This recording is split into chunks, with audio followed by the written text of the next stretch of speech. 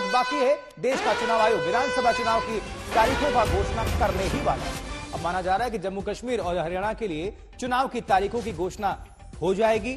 जम्मू कश्मीर में आर्टिकल 370 से मुक्ति के बाद पहली बार विधानसभा चुनाव होने जा रहा है, जो करीब 10 साल के बाद हो रहा है। इससे पहले 2018 में विधानसभा भंग की गई थी। उधर हरियाणा में भी चुनावी तारीखों के ऐलान की संभावना है और उससे पहले आज ही हरियाणा सरकार ने तमाम घोषणाएं भी कर दी।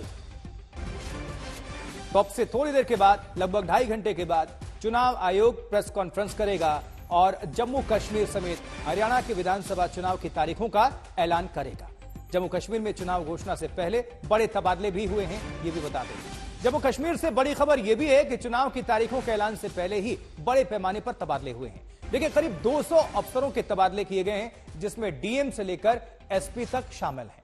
कल शाम को ही 88 आईएएस अधिकारियों का तबादला हो चुका था, जबकि 33 पुलिस अफसरों के तबादले आज हुए हैं। इसमें आईजी से एसएसपी रैंक के अधिकारी शामिल हैं। माना जा रहा है कि अगले कुछ घंटों में तबादलों की और भी सूची जारी हो सकती है।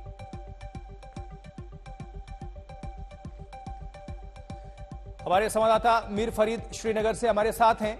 इतने बड़े पैमाने पर तबादले हुए हैं, उनसे अपडेट हासिल करते हैं। मीर, इन तबादलों को किस तरह से देखा जा रहा है? क्योंकि अभी तक तो जानकारी मिल रही है कि 200 तबादले हो गए और भी सूची आ सकती है।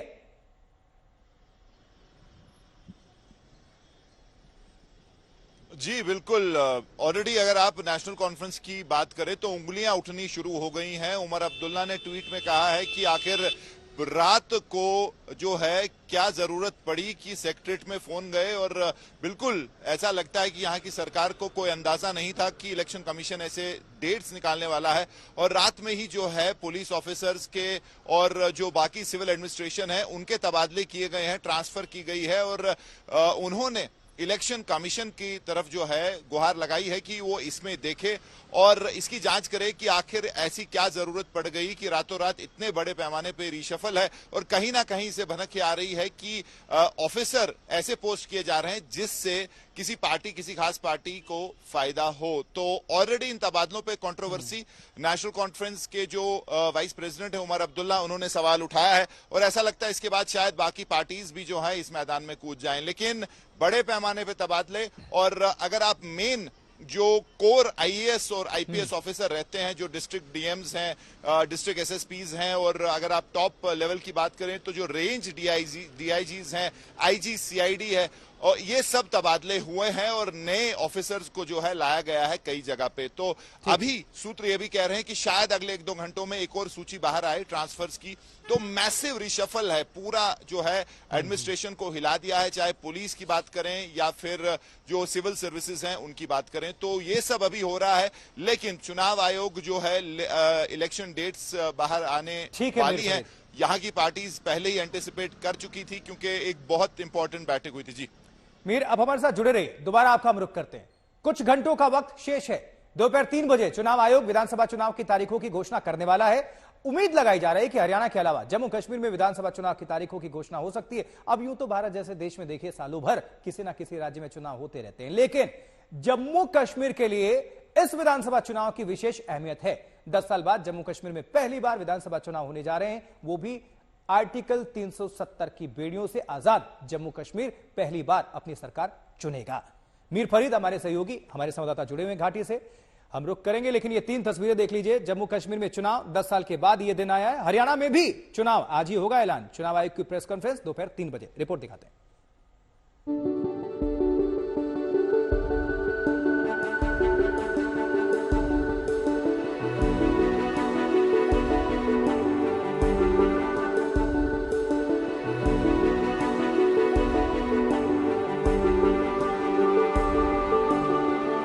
ठीक 5 साल पहले देश की संसद ने जम्मू कश्मीर को लेकर 2 बड़े फैसले किए थे। आजादी के बाद से जम्मू कश्मीर की तकदीर के साथ नत्थी होकर चली आ रही 370 की बेड़ियों को काटकर फेंक दिया गया था, और इसके अलावा जम्मू कश्मीर और लद्दाख को 2 केंद्र शासित प्रदेश बना दिया गया था। तब केंद्रीय गृह मंत्री ने संसद में वादा किया था कि आने वाले दिनों में जम्मू कश्मीर के राज्य का दर्जा भी वापस होगा और विधानसभा चुनाव भी होंगे। ये जम्मू कश्मीर के संविधान ने भी स्पष्टता के साथ स्वीकार किया है। इसलिए जहां तक जम्मू एंड कश्मीर का सवाल है, हमें कोई भी कानून बनाने के लिए या कोई भी संकल्प लेकर आने के लिए कोई नहीं रोक सकता।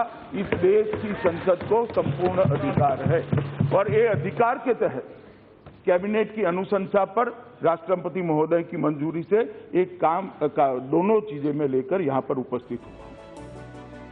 जम्मू कश्मीर के लिए ये विधानसभा चुनाव इसलिए अहम होने वाले हैं क्योंकि आजादी के बाद पहला मौका होगा जब अनुच्छेद 370 हटाए जाने के बाद जम्मू कश्मीर के वोटर अपनी सरकार चुनेंगे। पिछले 10 साल में यह पहला मौका होगा जब जम्मू कश्मीर के मतदाता अपना मुख्यमंत्री चुनने के लिए वोट करेंगे। 6 साल बाद यह पहला मौका होगा जब जम्मू कश्मीर में विधानसभा लौटेगी। मैं बहुत खुश हूं कि ये जो गलतफहमियां यहाँ थी कि होगा नहीं होगा, बड़ी अच्छी बात है कि आज ये इसका अनाउंस करने वाले हैं। मैं मुबारक करता हूं इलेक्शन कमीशन को कि ये इलेक्शन करने वाले हैं और हम इसके लिए तैयार हैं। बहुत बहुत शुक्रिया।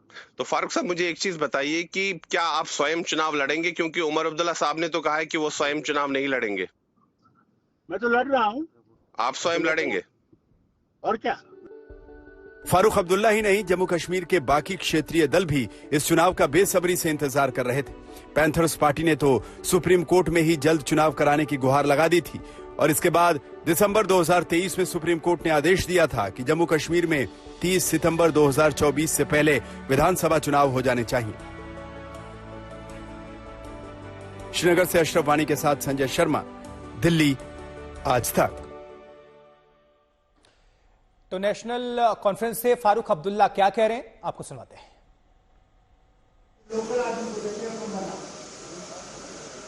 ये हालत है इस रियासत। क्यों नहीं हम लोग, हमारे लोग क्या बेकार के रखना है उनको? यहां तक कि मैंने ये पावर प्रोजेक्ट देखे, अभी मैं वहां से आया चिनाब से, सारे इंजीनियर बाहर से। क्या हमारे इंजीनियर बेकार ही रहेंगे?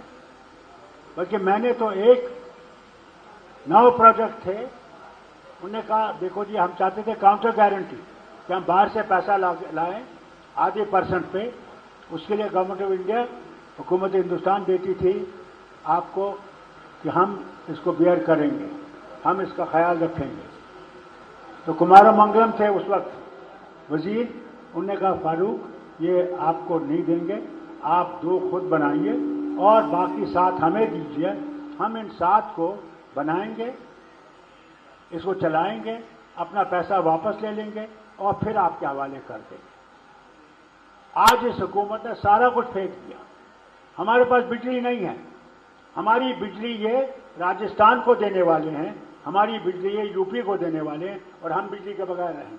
आपके यहाँ भी कट होगा, बहुत ज़बरदस्त कट होगा और गर्मी में मर रहे होंगे लोग, मगर उसका ख्याल नहीं है।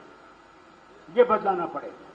इन चीज़ों को चेंज करना जब होगा जब रियासत की हुकूमत आई और स्टेटहुड वापस आना है, तब बनेगा, यहाँ की मुश्किलें निकलेंगी। इसे मैं कहता हूँ, जो एमएलए यहाँ से बनेगा उसे काम बहुत हैं और अगर खुदा ने हमें हुकूमत दी तो मैं आपसे वादा करता हूँ उस वक्त मैं उसको इस आपकी कॉन्स्टिट्यूंसी का वजीर बनाऊंगा उसको सेंटर में, कि वो आपकी मुश्किलें कम करे। तभी आपके काम हो सकते हैं, तब आपके मुश्किल काम निकल सकते हैं।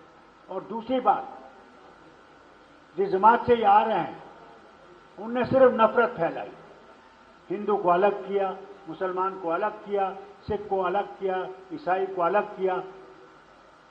भैया ये तो हिंदुस्तान जो है, जिसे हम भारत भी कहते हैं, ये है अनेकता में एकता। अब बताइए मुझे, आप यहाँ के रहने वाले हैं और तमिलनाडु को देखिए, न हमारा मौसम उनसे मिलता है, न उनका खाना हमसे मिलता है, न उनका जो तरीका है जिंदगी वो मिलता है, सब कुछ अलग है। मगर फिर हमें कैसे एक हो गए, कैसे हमने ये किया कि नहीं हम सब भारत में मजबूत रहेंगे? क्योंकि हमने सोचा कि इकट्ठे हम लोग भारत को बना सकते हैं, अकेले हम भारत को नहीं बना सकते।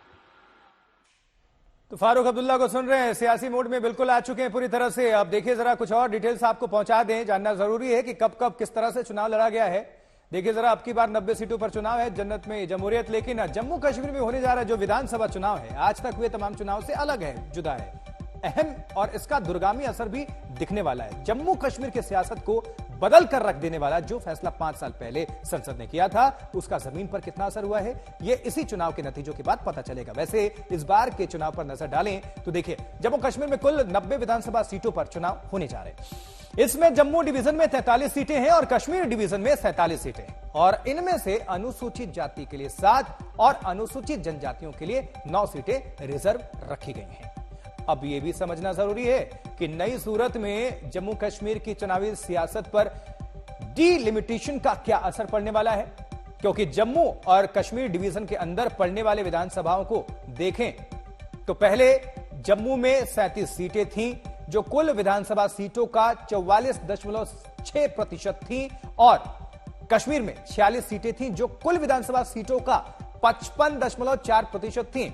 अब डीलिमिटेशन के बाद जम्मू डिवीजन में सीटों की संख्या बढ़कर हो गई 43, और जम्मू कश्मीर विधानसभा में उसकी हिस्सेदारी हो गई 47.8%, जबकि कश्मीर डिवीजन में सीटों की संख्या हुई 47 और विधानसभा में उसकी हिस्सेदारी हुई 52.2%। अब इस तरह डीलिमिटेशन के बाद जम्मू में 6 और कश्मीर में 1 विधानसभा सीट बढ़ाई गई, जिसके कारण कुल सीटों की संख्या 83 से बढ़कर 90 पहुंच गई है, जिस पर विधानसभा चुनाव होने जा रहे हैं। हालांकि मार्च 2020 में देखिए, जो जम्मू कश्मीर का डीलिमिटेशन कमीशन बनाया गया था, उसने जम्मू कश्मीर राज्य में कुल 154 विधानसभा सीटें रखी थी। इनमें 90 सीटों पर तो चुनाव हो रहे हैं और 24 ऐसी सीटें हैं जिनमें पाकिस्तान के कब्जे वाले कश्मीर और अक्साई चीन वाला हिस्सा आता है। यह इससे अभी भारत में कब्जे में नहीं है, इसलिए चुनाव आयोग यहां चुनाव नहीं करा पा रहा है। 1956 में जब जम्मू कश्मीर का अलग संविधान बनाया गया था, तब से ही पीओके की 24 सीटें जम्मू कश्मीर विधानसभा में होती आई हैं, और जब अगस्त 2019 में अनुच्छेद 370 खत्म किया गया था, तब भी इन 24 सीटों को बरकरार रखा गया।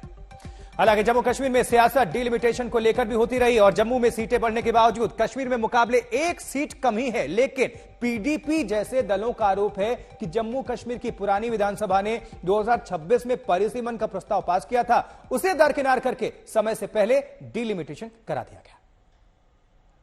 अगर देखा जाए तो हम तो जो इन्होंने डिलिमिटेशन की, दैट इज वो अगर देखा जाए तो that is not legal constitutionally, it's not legal constitutionally, because जो स्टेट असेंबली ने यहाँ पर पास किया था 2014 से पहले जो पास हुआ था, दैट वाज कि नया जो डिलिमिटेशन होगा वो 2026 में होगा।